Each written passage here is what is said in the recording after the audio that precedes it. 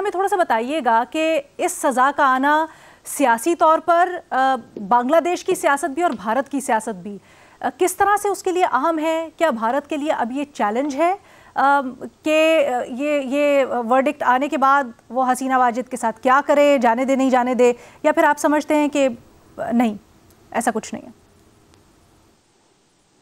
میں بھٹی صاحب سے اتفاق کرتا ہوں اس بات پر کہ وہ بھارت انہیں نہیں جانے دے گا اور انہیں ریٹین رکھے گا اور بنگلہ دیش کی مخالفت برداشت کر لے گا، لیکن جہاں تک حسینہ واجد کو سزائے موت دیے جانے کے فیصلے کا تعلق ہے، میں تو کسی دشمن کو بھی سزائے موت دینے کے خلاف ہوں، اور میں یہ سمجھتا ہوں کہ اگرچہ مجھے حسینہ واجد سے نہ کوئی ہمدردی ہے اور نہ مجھے ان کی پالیسیوں سے کبھی اتفاق رہا ہے، لیکن اس کے باوجود میں سمجھتا ہوں کہ دنیا میں جہاں جہاں بھی مسلم دنیا میں بالخصوص اس طرح کے واقعات ہوئے ہیں جب عدالتوں نے پھانسی کی سزا سنائی ہے یا کسی کو موت کی سزا سنائی ہے، آپ کو پتہ ہے ترکی کے اندر ادران مندرس جو تھے ان کو سزا سنائی گئی اور پھر پھانسی چڑھایا بھی گیا، اور اسی طرح ذوالفقار علی بھٹو کو پاکستان میں پھانسی کی سزا سنائی گئی اور پھر پھانسی چڑھایا بھی گیا۔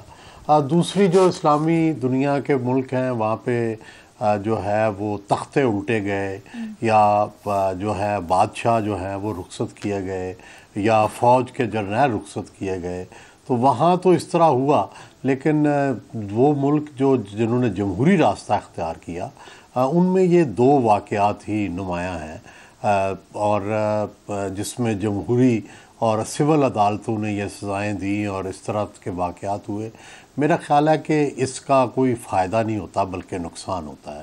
کبھی بھی کسی سیاستدان کو آپ اس طرح کی سزائیں دیتے ہیں تو اس کا ڈیفینیٹلی جو ہے لمبا عرصہ جو ہے اور وہ اس لیڈر کو فائدہ ہوتا ہے، اس عدالت کو یا سزا دینے والے کو یا اس کو انجام تک پہنچانے والے کو فائدہ نہیں ہوا۔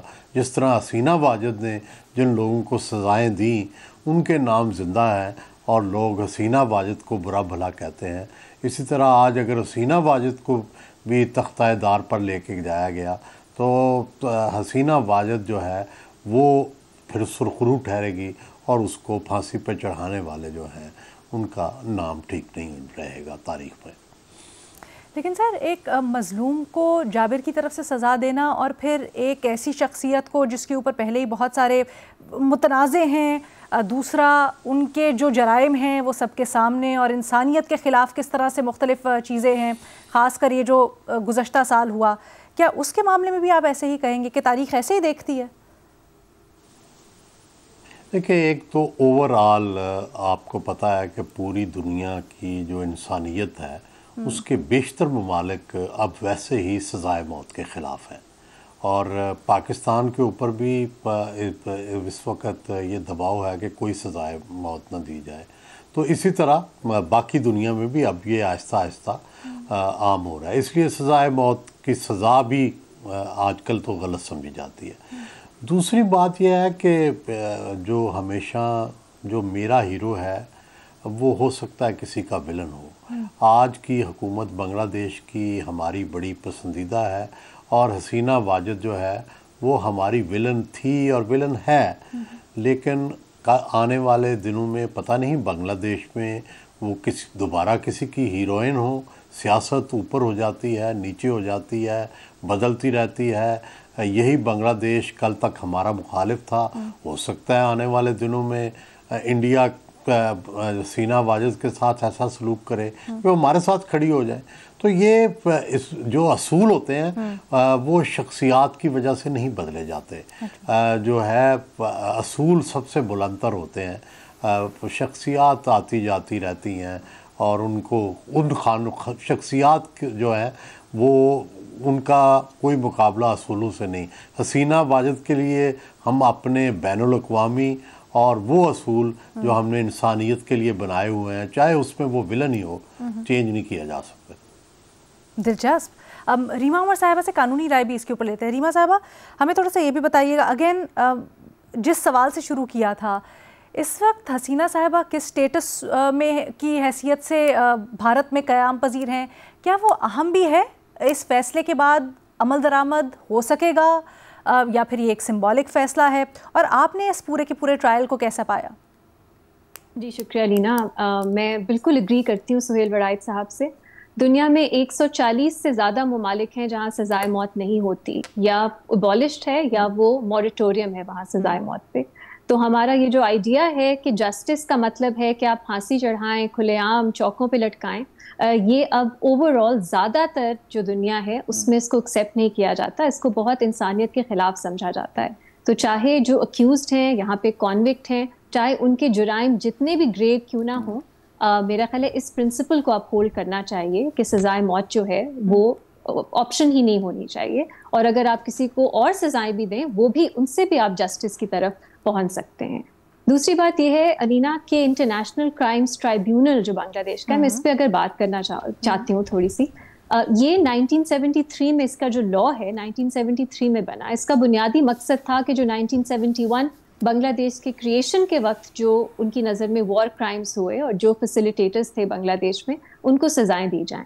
یہ زیادہ اس پہ کچھ کارروائی نہیں ہو سکی، اور 2009-2010 میں عوامی لیگ ہی تھی جس نے اس پہ پھر سے انہوں نے الیکشن بھی، اور انہوں نے کافی اس پہ بات کرتے تھے کہ ہم اس کو ریوائیو کریں گے، عدالت بنائیں گے، اور انہوں نے امینڈ کر کے وہ قانون یہ ٹرائیبیونل جو ہے اس کو بنایا. اور جیسے میرا خیال ہے بھٹی صاحب نے بات کی، اس پہ سزائیں بھی ہوئیں، خاص طور پہ جماعت اسلامی کے لوگوں کو. اس کے ہمیشہ سے یہ جو ٹرائیبیونل ہے اس کے قانون کو بین الاقوامی طور پہ ٹھیک سمجھا جاتا ہے، لیکن جس طرح یہ پریکٹس میں اس وقت بھی استعمال ہوا، بہت سے فیئر ٹرائل کنسرنز تھے، بہت سی کنٹروورسیز ہیں جو سامنے آئی جو دکھاتی تھی حکومت کی اور ججز کی اور بہت زیادہ کلوژن تھی. تو یہ ایک طرح سے ٹینٹ ہو گئے وہ ٹرائلز. اور اب جو ہے اس ٹرائیبیونل کی جو جورسڈکشن ہے وہ کافی زیادہ ہے، crimes against humanity, war crimes بھی یہ دیکھ سکتا ہے. اس دفعہ بھی جو ٹرائیبیونل ہے اس کا ایک بڑا ایشو جو یہ ہے وہ ہے ان ایبسینشیا ٹرائل کا. اب آپ دیکھ لیں شیخ حسینہ جو ہیں وہ بنگلہ دیش میں نہیں ہیں، وہ اپنے دفاع میں کچھ کہہ نہیں سکیں، وہ بھی الیج کر رہی ہیں کہ ان کو فیئر ٹرائل نہیں ملا.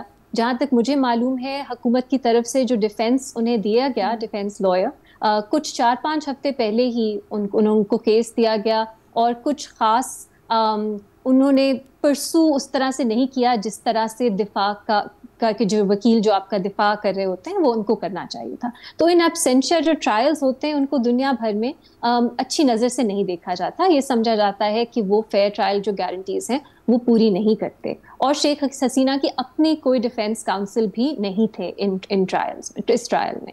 تو یہ ایک بہت بڑا سوالیہ نشان ہے، اور میرا خیال ہے دنیا بھر میں جب اس کنوکشن پہ بات ہوگی اس پہ ضرور بات ہوگی. بنگلہ دیش میں ویسے یہ عام ہے ان ایبسینشیا ٹرائلز، اور لوگوں کو کنوکٹ کر دیتے ہیں، سزائیں دے دیتے ہیں. جو پہلے جماعت اسلامی کے کچھ لوگ تھے ان کو بھی ان ایبسینشیا سزا دی گئی تھی، سزائے موت دی گئی تھی، لیکن دنیا میں اس کو فیئر نہیں سمجھا جاتا. تو یہ میرا خیال ہے ایک بنیادی بات ہے. دوسرا، ابھی اس پہ اپیل کی گنجائش ہے. یہ جو انٹرنیشنل کرائمز ٹرائیبیونل ہے بنگلہ دیش کی جو اپیلیٹ جو ان کی سپریم کورٹ کا اپیلیٹ ڈویژن ہے اس پہ اپیل سن سکتا ہے. یہ دوسری بات ہے.